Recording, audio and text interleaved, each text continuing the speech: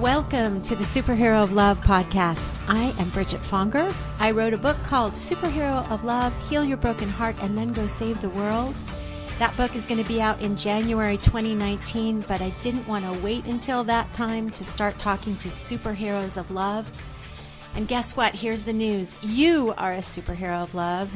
And through talking to other superheroes like yourself, tapping into that little superhero inside of you, I'm hoping that you and I and all of us start feeling more and more like superheroes of love, meaning that we love and are loved more than ever before. So welcome. Let's get this party started.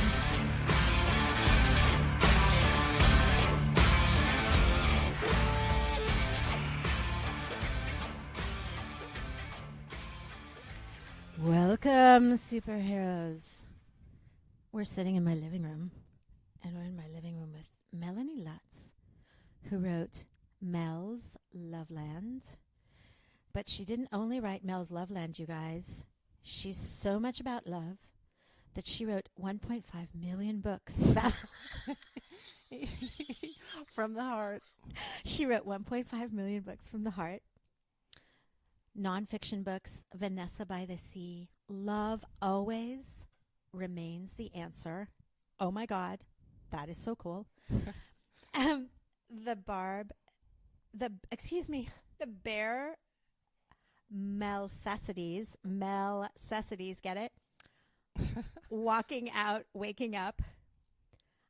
I Am a Magnificent Woman. I Am a Great Man. And then a collection of stories, 20-minute stories and poems. And then she wrote 2 fiction books, Lovely Moon and The Helpers. And she is in the middle of completing a documentary series that we'll have her talk about too. But the bottom line is, she's all about love. Welcome, Melanie. Bridget, thank you for having me in your living room. With your wonderful giant heart that we're blessed to sit in front of and expand outward. And in hearing that, that's funny when you have a list of books, hearing them read back to you from the book page is interesting. It represents a decade of writing. Wow. And expressing from the idea of the I guess nonfiction is where you get to tell the truth, or fiction was where you got to tell the truth. So it became faction, and then it became nonfiction. Oh, I love that. Faction. Oh my God. Because it's all your point of view. Right. And so you're truly like the only one who's expressing that point of view. And I think there's some beautiful things to be understood about the process of expressing an authentic point of view. And it's the story we tell, and we can tell another story. Wow. Okay, I have to stop you right away to ask you my first question that just kept repeating in my brain as I was reading your book, and the only book that I've read, listeners, that I have to confess that I haven't read all those books that I just read the title to. Mel's Loveland is the only one that I've read, and oh my God, I just need to tell you what it's. First of all, the cover is like the heart. We have to take a picture of this like that, right? Which is the cover of her book in front of the giant heart, because it's like they're the same thing. They're just different iterations of the same thing, which is like a heart just so full of love. It's on fire in the good way. And on the cover of her book, it says, "Consider the possibility that there is another way," and tell us about what that other way is that you're suggesting that we all follow starting today. Oh yeah, the shift in perception using love as your point of view. So it's dropping into a loving, I guess, truth of the heart. The heart beats. The heart expresses itself in loving ways, telling through the electricity of that beat what to do to grow some more cells, to send some more blood here. And it's tapping into the possibility that each beat of the heart represents. So in each moment, in each breath, in each beat of the heart, we're tapping into the possibility that everything we're thinking is not true if it is not thought with love. So consider the possibility, there's another way to look at it, is based on the principles of A Course in Miracles. So it comes out of that work, and many principles and processes come out of that book that was channeled from source. Okay, I have to interrupt you to say, do you know that like 2 minutes ago I just said I was about to ask you the question that's been popping into my head, and then I proceeded to not ask it, but you just brought up channeled. So this book felt so channeled. Can I just ask you, did it feel that way on your end? Because it just feels like a giant download. Yeah, well, every piece of the heartbeat is into the unknown, and I work through the heart with the hands. I think that's the writing, that's the crafting, that's the artistic expression. So you're divining something from nothing, the desnilio, that from nothing to nothing space. And the heart really is the hands, brain. So yes, I definitely utilize that process. Great. I mean, it's like, sorry, that's such an excellent image. I don't know. We're dealing now in the heart, the heart math institutes and the science and the studies of psychology and neuroscience and thought medicine and the process of what it means to really, have different brains than our brain or whatever. So then there's the heart brain. I love my heart brain. I love your heart brain too. And then there's the stomach brain, which is actually where our sensitivities and our anxieties and our like other body of neurology kind of live. So we got like at least 3 good ones and 3 great chakra points. And so I'm not convinced that my thoughts, have any sense of direction unless they're in alignment. And that's that realignment. That's one of your superpowers, because in every chakra moment, we're realigning what we've gotten off course with, and considering the possibility, in the Course in Miracles, is used as a intercession in your thought brain to say that's truly something other than alignment. Right. And it's something other than one of your other superpowers, hearing. And the hearing of the heart is how we download the channel. And our intuition, for me, within the Mel's Loveland book and the documentary, and the book has been in the works for about 8 years. The docuseries has formed in the past 3, and it really does relate the idea of every day, considering the possibility that truly you're just channeling something and developing the intuitive brain. So I just had this experience, though, of reading it, that it was very, very clearly channeled. You know what I mean? Like so, you didn't interrupt it. I'm not so sure that. What I explained said that the channeling is something I find we're doing all the time. And the closer you are to your heart work, the more channeled and the more you're listening and using your superpowers, your superhero of love powers, the more that you're available to hearing and channeling and really just being a walking amplifier.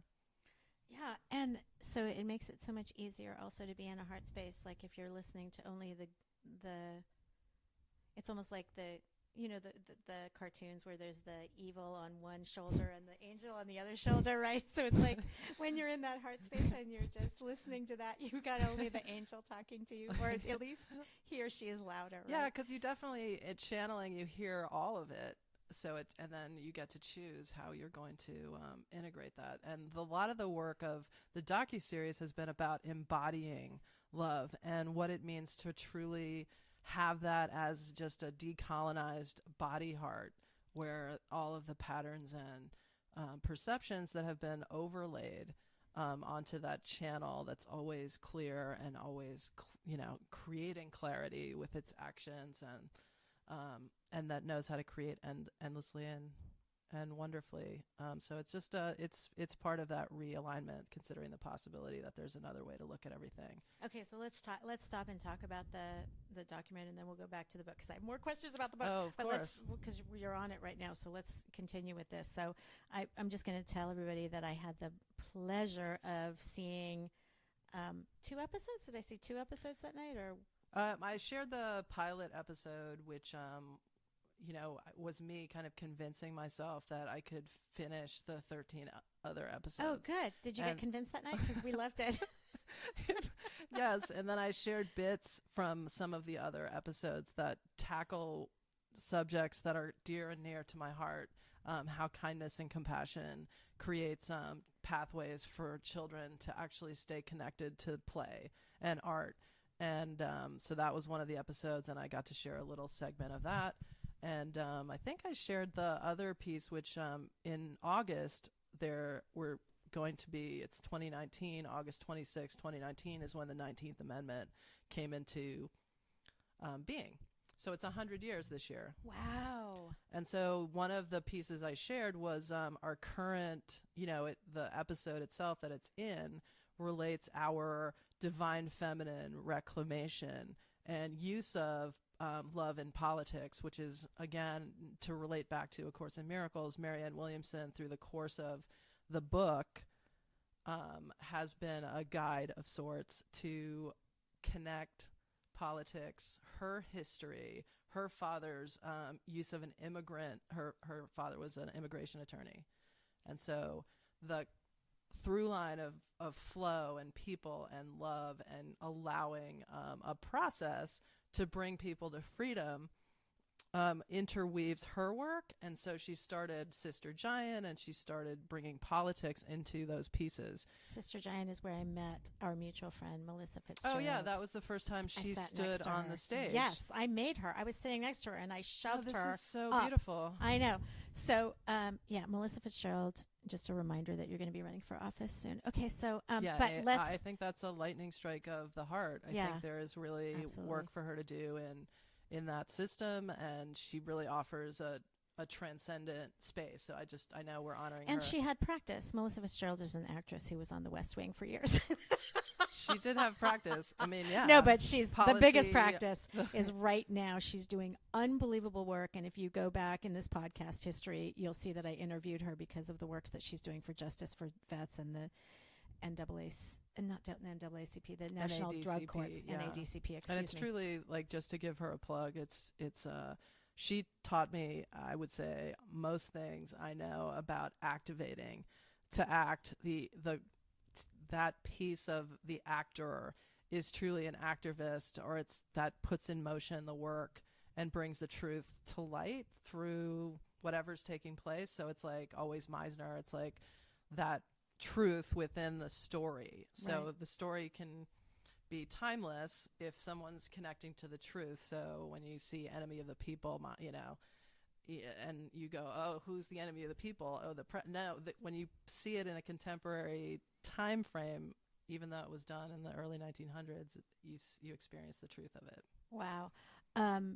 So to act, the actor. She taught me all of that. To act, you have to put love in action as movement. That's beautiful. And those are how movements form. Right. No matter if you have Meisner training or not. I don't even know about that. I have no Meisner training. I went to the neighborhood playhouse. You just dropped in Meisner. That was so bizarre. Wait, you actually have I a went background? to the neighborhood play. Yes, I'm not So kidding. you're part of the entire Joanne Woodward and Allison Janney. I am Joanne Woodward, basically. No, I mean, like, I didn't know them. But yes, I went to the same school. But there's a through line of beautiful women and men and just expressing their heartfelt work. And I'm connected because of Melissa to the neighborhood playhouse now, so I know quite a bit. She went to the neighborhood playhouse too?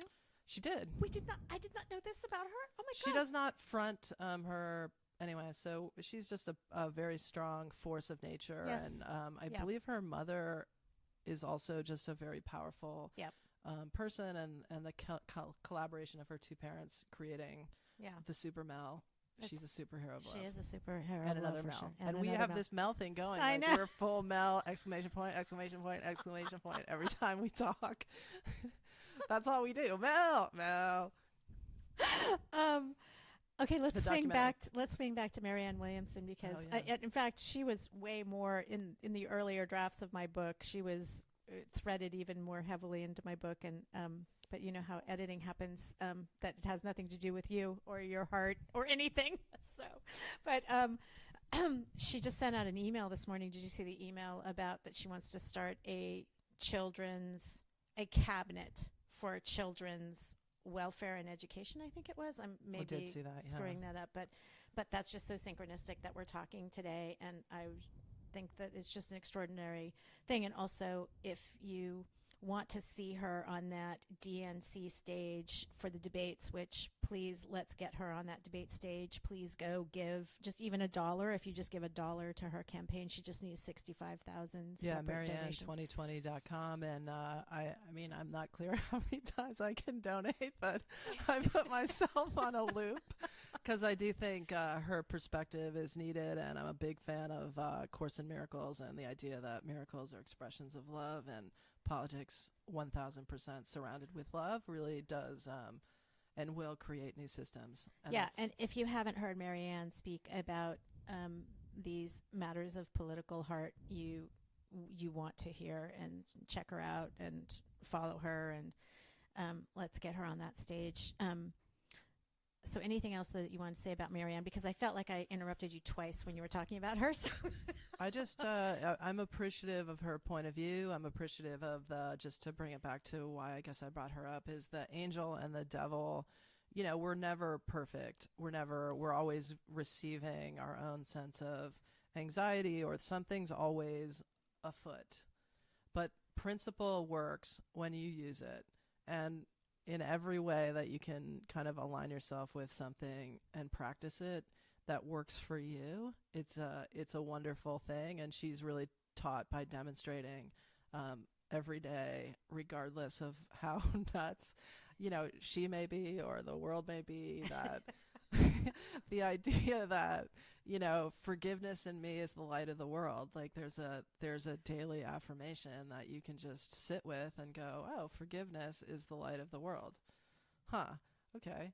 that's And reset yourself. And so she taught me her and Oprah both kind of coming together for the Oprah radio show, like, you know, aligned for my best and highest to come to the daily lessons of A Course in Miracles and how to deal with problems.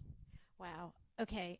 I think we have to come back to the movie again, but Absolutely. right now, and I didn't mean to get off track, but the no, docuseries it's so funny because really, we're both meandering. She's in one of the episodes of the docuseries. Okay, yes. So that's why I also brought her up. Oh, that's and great. It's because she introduced Melissa, obviously, to the stage, but the second Sister Giant had Bernie Sanders' first conversation, where he asked an audience of largely 2,000 women, is it something that you would support if I make a fool of myself?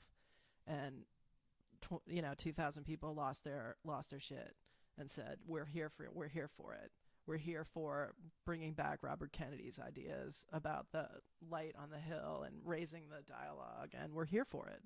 And you could see that was really powerful to him as an older dude who's like wants to run, but there is certain like electricity, the heartbeat that you have to align with as a superhero of love and sit with. And is it something I need to do?